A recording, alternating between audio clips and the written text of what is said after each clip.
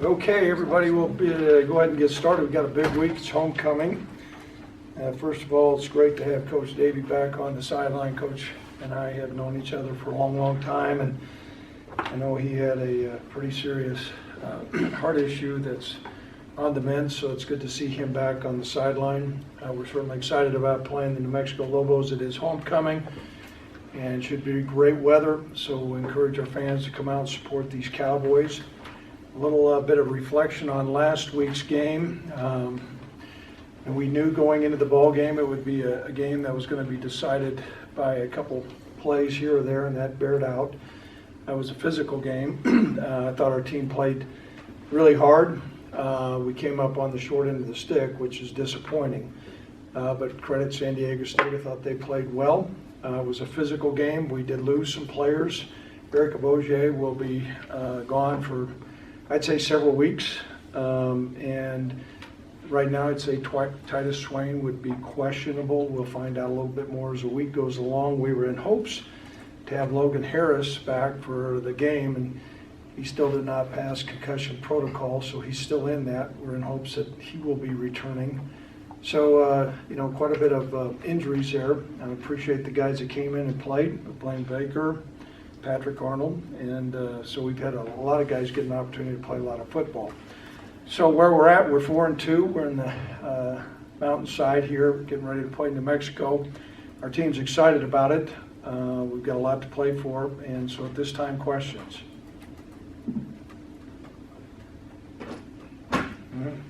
Were you shocked that the defensive line wasn't able to get more pressure on Agnew this weekend? They'd given up 11 sacks coming in, and Yeah. You guys were number one in the league. Well, I think they had a good plan. They rolled him out quite a bit, and we lost containment quite a bit. And so, what we were going to need to do in that ball game is get some takeaways too, and neither one of those things happened. So that certainly had an impact in the ball game. Other questions? Just penalties were. You've seen the tape now. Do you think those were? Well, I can get myself in a pretty hot water, but I can tell you, I thought the referees called the game pretty doggone conservatively. But I will say this is, and that may be the soundbite that's out there, I thought they called them conservative. They were consistent, and but yeah, they were there were some pretty conservative calls, and that's just how the game comes out. But let's be real clear: San Diego State beat us. Okay.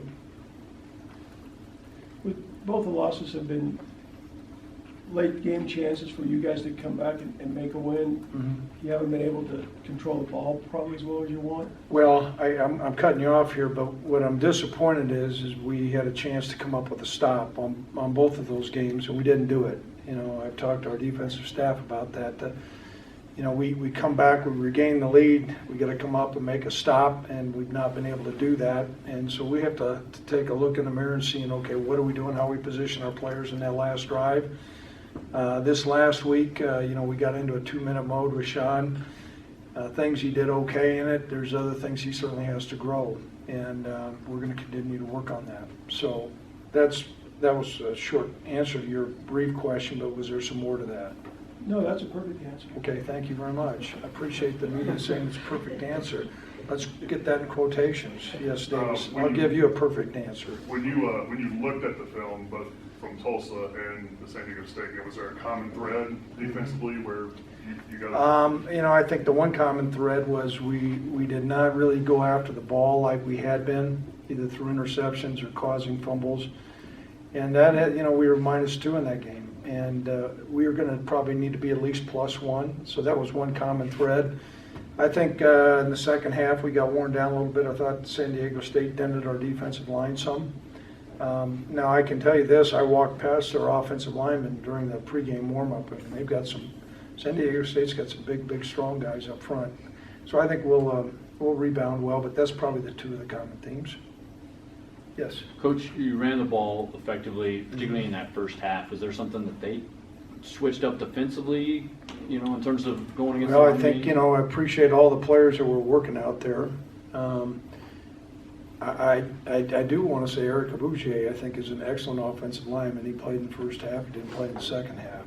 So had a big impact in the ball game. I know this is, sometimes it's not about the X's and O's, it's about the Jimmy and the Joes. And Eric's going to be missed, but we'll get the next guy in there.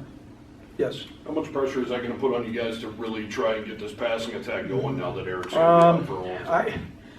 We're trying like crazy. Now, we had a couple big plays that were some play action pass. We had some drop balls. Sean's got to throw the ball better, but I think, you know, we kind of are who we are. One of the things I think, that was an excellent run defense. And if you looked at what we were able to do in the first half in the running game, I think it was pretty impressive. Now, we're going to need to certainly throw the ball better, but we cannot, you know, just say we're not going to run the football. And we also can't say that probably would not like to run Sean as much as we're running him, but he's a pretty effective weapon there also. Yes, Davis. With some of the drops, is that strictly a concentration thing? Is there anything that you can try to help with the receivers there? Well, I think some of it's confidence and some of it's, you know, the hand placement. Certainly, you know, you look at guys' catch radius, and then you look at where the ball was thrown. Certain guys have the ability to make plays where they can adjust to the ball, some other guys don't. And I think, you know, we're halfway through the season now. We kind of have what we have. We're going to work on some of those guys, but there have been too many drops. And I know everybody has made points about Sean's completion percentage, and that needs to improve as well, but there's a give and take, and so we'll work on those things. Coach, is there something to get Sean more into a rhythm earlier in the game that you guys are looking at it? Every game is going to be different as opposed to how they deploy defensive guys. And we did feel like in this last game it was going to be important for us to come out and establish the running game.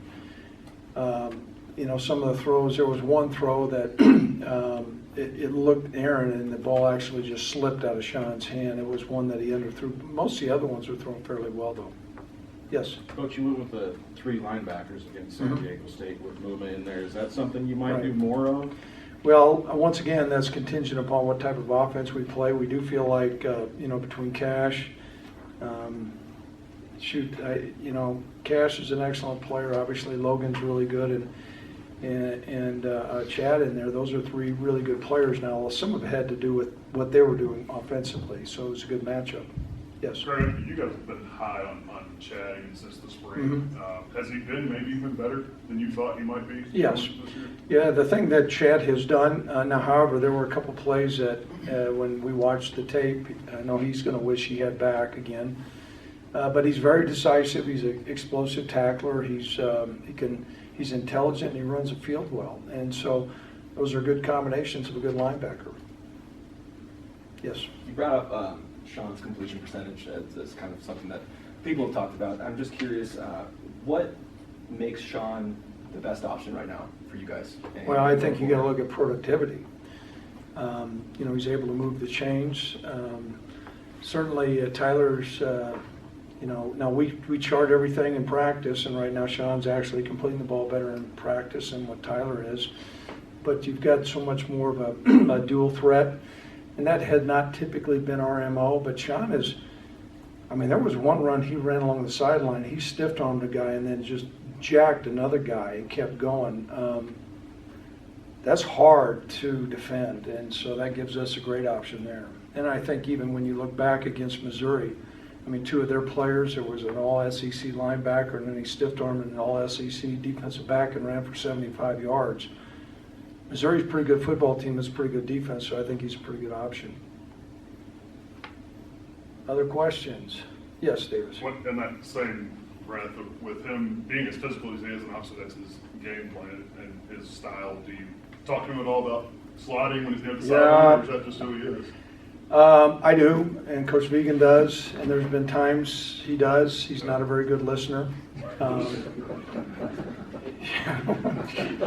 He isn't, but, you know, and it's all, you know, we all kind of love it now, but if he does go down, things are going to change, so we've talked to him about that.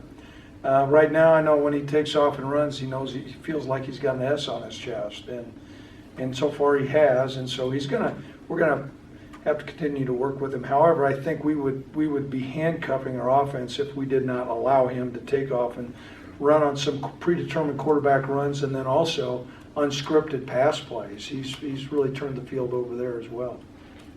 He said after the Tulsa game, asked him about the play at the goal line. Yeah. He He said, well, I have to learn to hold the ball better, but my game, my makeup, I'm not gonna try less. No, he won't. You know what? And you're right. We got it, because there was a time in this last game where he's got to work on some ball security, but that DNA, we're not going to change him. You know, now if he was making $15 million a year and playing in the NFL, that may change him some. But right now, he's an amateur. So, yep. Other questions? You guys have had some good ones. Big ball game coming up. Yes. What about Bruce? New Mexico? What do they do offensively, defensively? Well, they play two different quarterbacks. You know, Jones played against CSU, and Tabaka's a guy that we had recruited and we know a lot about. Both of those two guys are excellent players. You know, they do run the ball well. They can throw the ball. You know, last week, I don't know how many people saw the carry that Carroll had. I mean, he squirted all the way down the sidelines and dropped the ball right before he got in the end zone. But we got to look and say this next time, he's probably going to make sure he's got good ball security. Defensively, they operate with a 3 down front. They're pretty multiple, a lot of guys at different angles. They have given up some big plays in the back end, and so we need to exploit that. They also are -10 in the turnover margin, and you know, we have got to, when we play well, we get the ball and we hold on to the football, and so we've got to do that as well. Any other questions? Okay, thanks a lot. Is anybody on the line here? Going once, going twice. That's it. Thanks, Coach. You bet.